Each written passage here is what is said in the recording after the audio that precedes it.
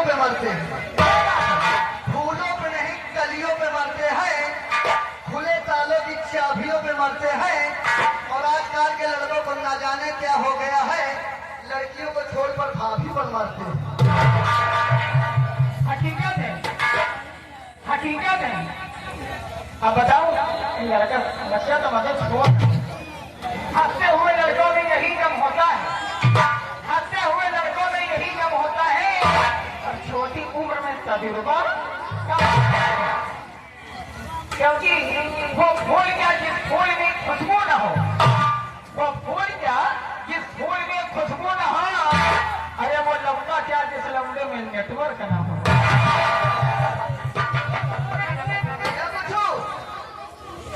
न तलवार की धार से न गोलियों की बौछार से, न तलवार की धार से न गोलियों की बौछार से, गोविंदा डरकर उसके मेहरारू के मार से। पाए हो खुराक, पाए गए नहीं जाता, इसलिए कहना है, क्या कहना है सुनिएगा। वीडियो मत बनाओ, गुनगुनाने की जरूरत क्या है, और इधर उधर देखने की जरूरत क्या है। तुम्हारे सामने मैं गाना गाने जा रही हूँ तो वीडियो बनाने की जरूरत क्या है। पता लगा वीडियो बनाई हो रात में,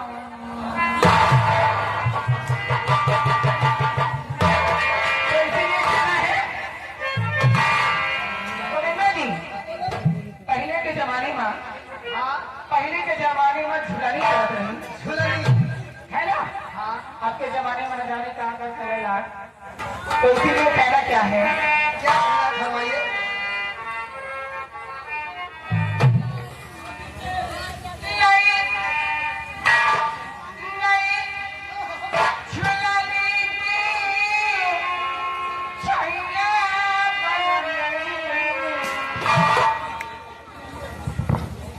आप लोग ध्यान दीजिएगा।